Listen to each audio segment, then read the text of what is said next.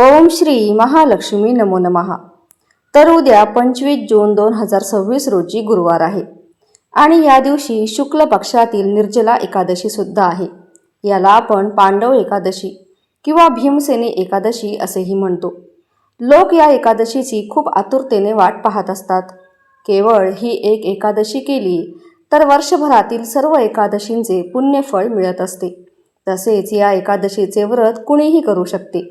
यंदाच्या ज्येष्ठ महिन्यातील शुक्ल पक्षातील एकादशी तिथी, जिला निर्जला एकादशी म्हणून आपण सर्वजण ओळखत असतो, तर ती यावर्षी 25 जून 2026ला गुरुवारच्या दिवशी आलेली आहे।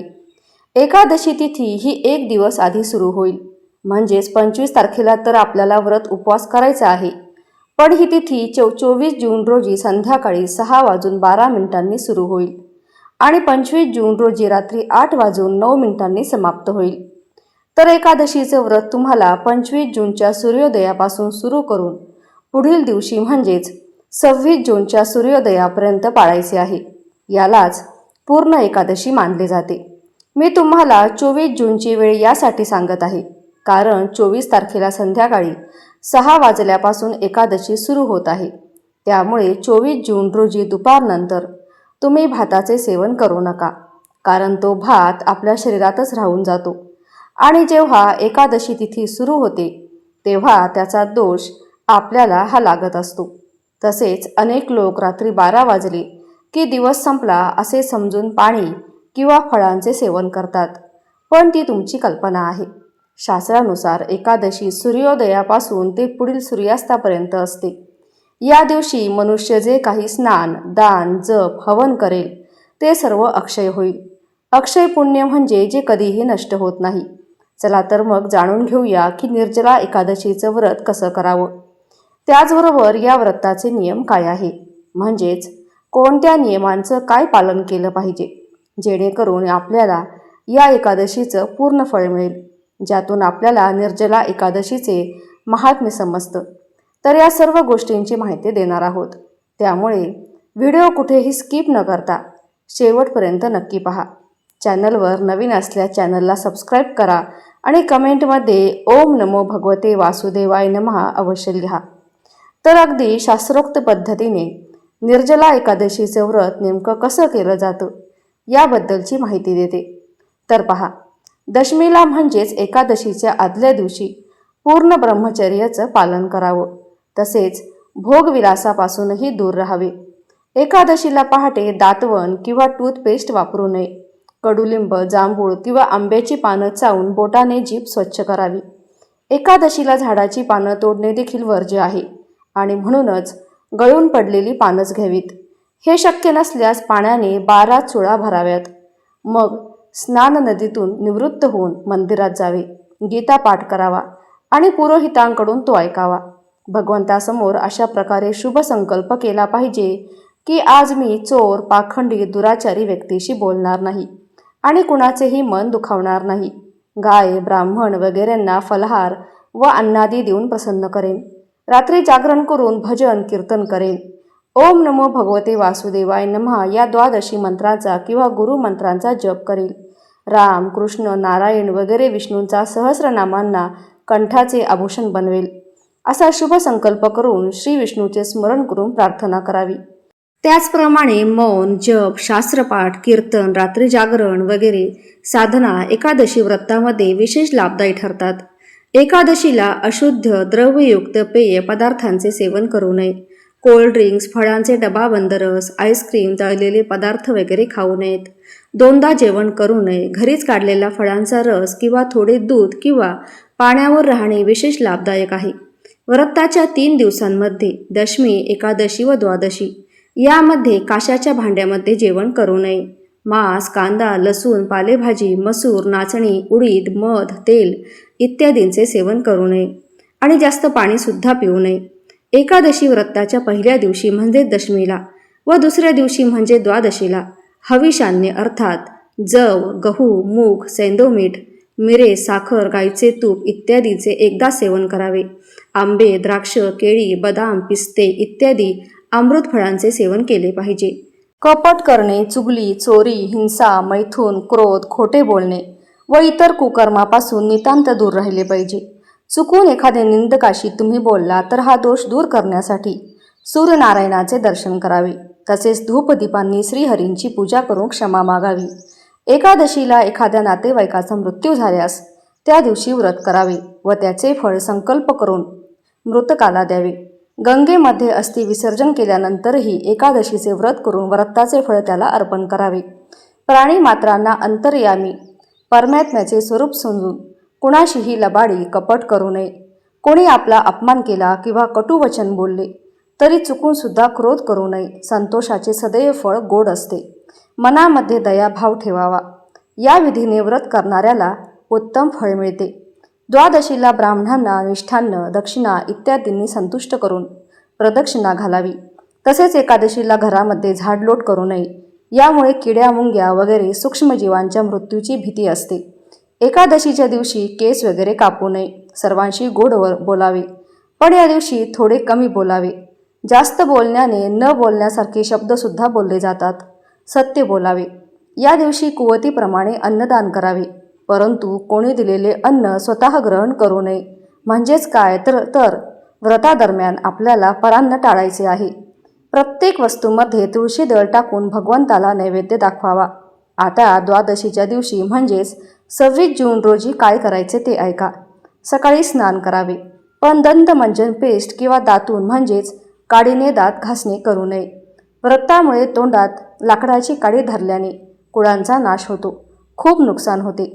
आयुर्वेदिक मंजन असले तरी बोटाने दात स्वच्छ करावेत किंवा सात्विक गुलाब चूर्णाने तोंड स्वच्छ करावे. काहीही नसेल तर फक्त बोटाने तोंड स्वच्छ धुवावे.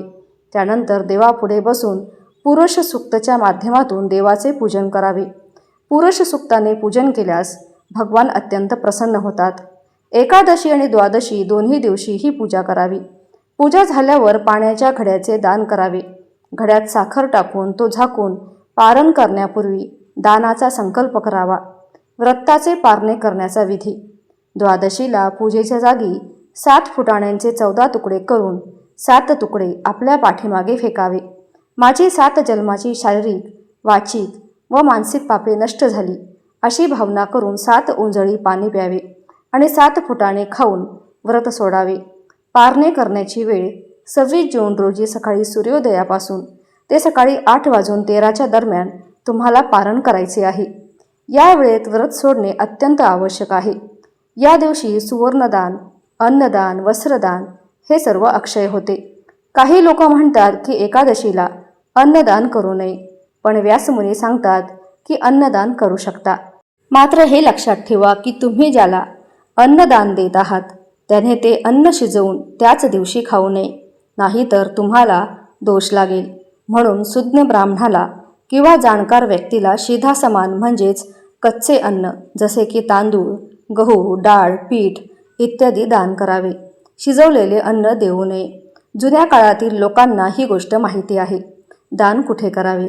जर कोणी गरजू दान घेणारं नसेल तर तुम्ही हा घडा पिंपळाच्या झाडाजवळ एखाद्या मंदिरात, मठात व आश्रमात जाऊन सुद्धा अर्पण करू शकता. घड्याच्या पाण्यात थोडे सोयीनुसार साखर किंवा गोड काहीतरी टाकावे. त्यावर दक्षिणा ठेवावी आणि घड्यावरून झाकून दान भरावा. उघडा ठेवू नये.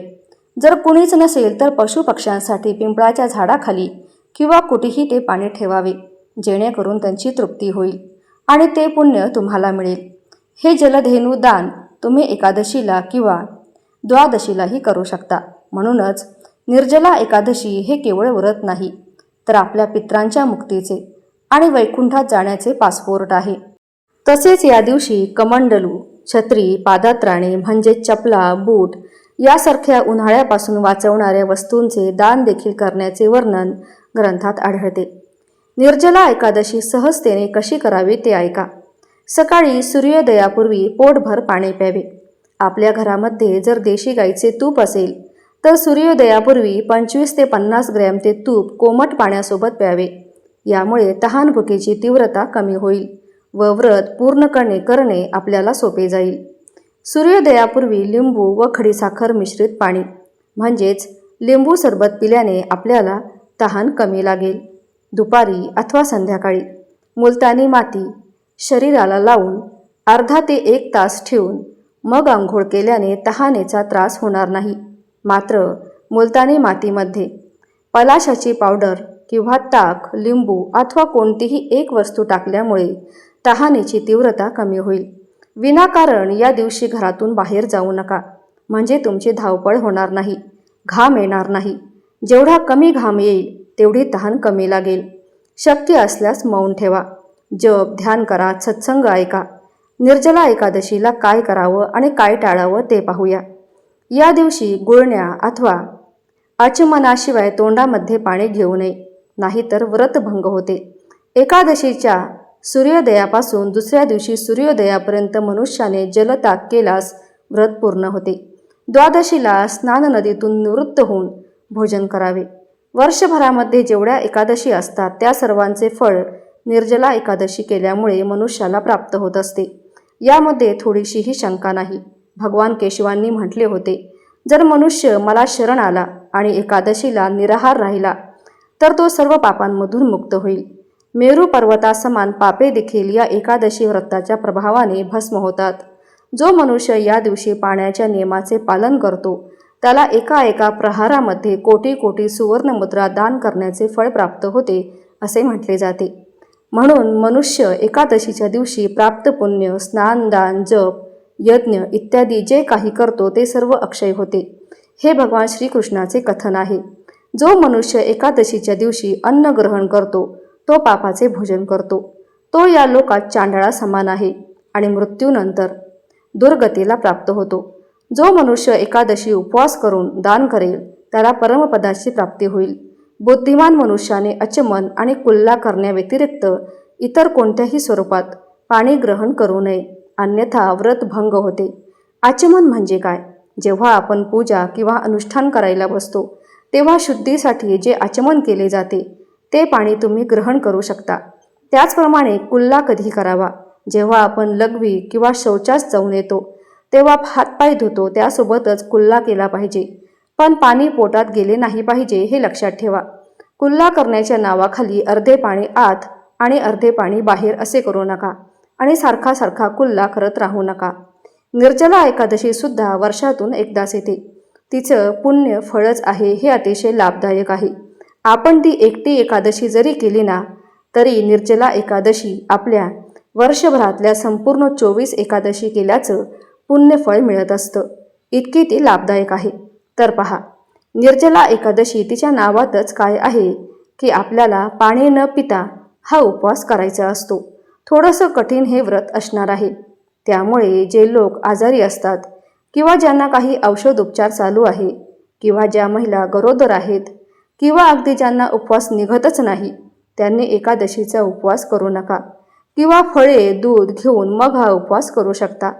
जे लोक शांत भावाने इंद्रियांवर नियंत्रण ठेवून दान, पुण्य, व्रत, उपवास आणि श्रीहरींची पूजा करतात, तसेच एकादशीच्या रात्री जागरण करतात, ते आपल्या येणाऱ्या 100 पिढ्यांचा आणि होऊन गेलेल्या 100 पिढ्यांचा पितरांचा उद्धार करतात आणि त्यांना भगवान वासुदेवांच्या परमधामात वैकुंठात पोहोचवतात. आता आपण कुरुक्षेत्राला जाऊन ग्रहण काळात स्नान, श्राद्ध करण्याचा योग एकत्र येणे कठीण आहे. म्हणून केवळ या एकादशीचे महात्म्य किंवा व्रतकथा ऐकावी, त्यानेही तुम्हाला खूप पुण्य लागेल. तर हा व्हिडिओ शास्त्रांच्या आधारावर बनवला आहे. यात कोणतीही अंधश्रद्धा वाढवणारी गोष्ट नाही. ज्यांना याचा पूर्ण लाभ घ्यायचा आहे त्यांनी हा व्हिडिओ पुन्हा नीट पाहावा.